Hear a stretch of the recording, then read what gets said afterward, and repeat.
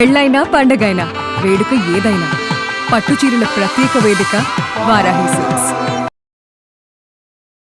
నమస్కారం గురువు గారు. హ్రీంకారాసన గర్భితానలసికాం హ్రీంకారాసన గర్భితానలసికాం సౌక్లీం కళాం బిభ్రతీం సౌవర్ణాంబరధారిణీం వరసుధా ధౌతాం త్రినేత్రోజ్వలాం వందే పుస్తకపాశమంకుశధరాం స్రగ్భూషితాం ఉజ్వలాం త్వాం గౌరీం త్రిపురాం పరాత్పరకళాం శ్రీ చక్ర సంచారిణి.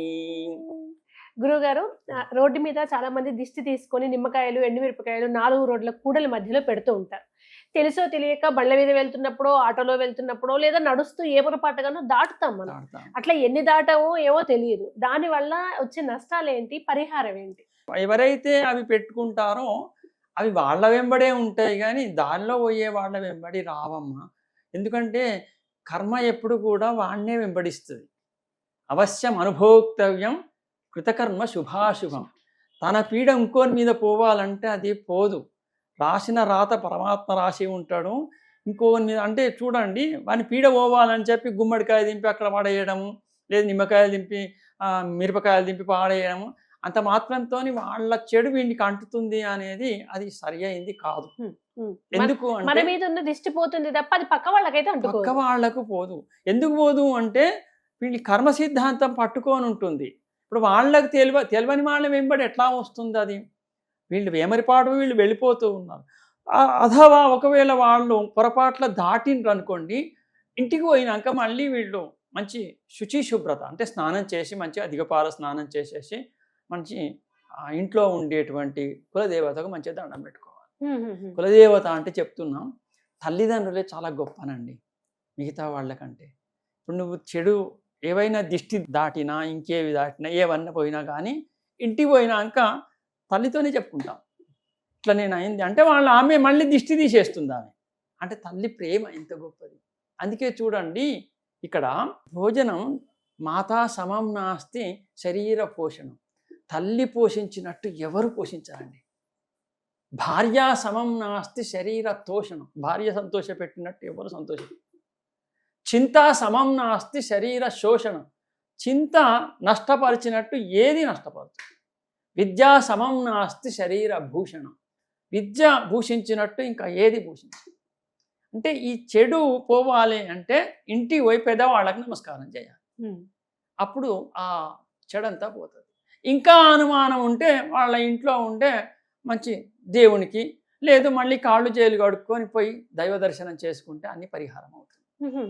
ఇప్పుడు చాలా మంది తిప్పి వేసుకుంటారు గురువు గారు, వాళ్ళకి తెలియదు అసలు. వచ్చారు కామన్ గానే ఏదో ఆఫీస్ నుంచి వచ్చారు ఉన్నారు, ఏదో చెడు జరుగుతుంది, వాళ్ళకి ఏదో అనుకున్న పనులు కావట్లేదు, అలా అనుమానం ఉంది. ఎప్పుడైనా నేను తొక్కుంటానా దాటుంటానా అని మదిలో ఉంటుంది.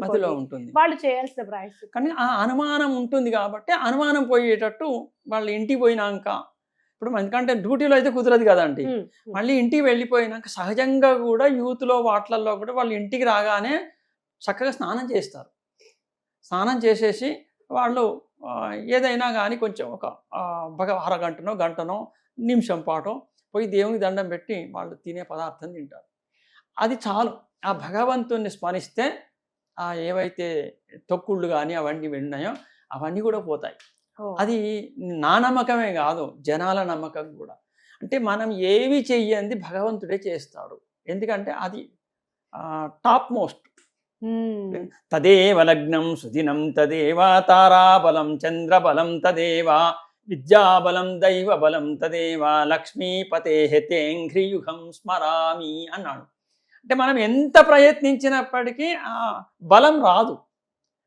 99% మనం కష్టపడితే 1% మాత్రమే పరమాత్మ అనుగ్రహం. ఈ 99 కంటే ఆ 1% బేసిక్ ఇస్తుంది, అంటే బలం ఇస్తుంది. కనుక అన్నింటికంటే దైవమే గొప్ప. దైవాన్ని మించింది ఇంకేమీ లేదు. ఇప్పుడు మనం దారిలో వెళుతూ ఉంటే ఏవైనా తొక్కుళ్ళు అవన్నీ మనకు తెలిసి తెలియక తొక్కితే మనం అనుకున్న పని కాకపోతే ఈ తొక్కడం వల్లనే అట్లా అయిందేమో అనేది అనుమానం ఉంటుంది. కాబట్టి అనుమాన నివృత్తి పోవాలంటే మళ్ళీ ఇంటికి పోయినాక మంచి స్నానం చేసి శుభ్రత కలిగి వాళ్ళ పెద్ద మనుషులకు దండం పెట్టవచ్చు, లేదు దేవాలయానికి పోయి దండం పెట్టుకోవచ్చు. నా ఉద్దేశంలో పెద్ద మనుషులే దైవంతో సమానం. ఎందుకంటే నమాతు పరదైవతం. తల్లి గురించి చెప్తారండి, నాన్నోదకం సమం దానం నద్వాదశ్చ సమమృతం న గాయత్యా పరం మంత్రం నమాతు పరదైవతం. అంటే అసలు చలనం కలిగిన తల్లిదండ్రులే దేవతలు. ఈ దేవతల కంటే వాళ్ళు మాట్లాడారు, వీళ్ళు మాట్లాడరు. కాబట్టి ఆ విధంగా వాళ్ళు ఏవైనా అట్లాంటి పనులు ఆ తొక్కుళ్ళు జరిగినట్టు కనిపిస్తే, వాళ్ళకి అనుమానం ఉంటే డ్యూటీ అయిపోయినాక ఇంటికి పోయి మంచి స్నానం చేసేసి తల్లిదండ్రులు పెద్ద మనుషులు ఎవరుంటే వాళ్ళకి దండం పెట్టుకుంటే, వాళ్ళ ఆశీస్సు తీసుకుంటే వీళ్ళకి అన్నీ కూడా వస్తాయి. ధన్యవాదాలు గురుగారు.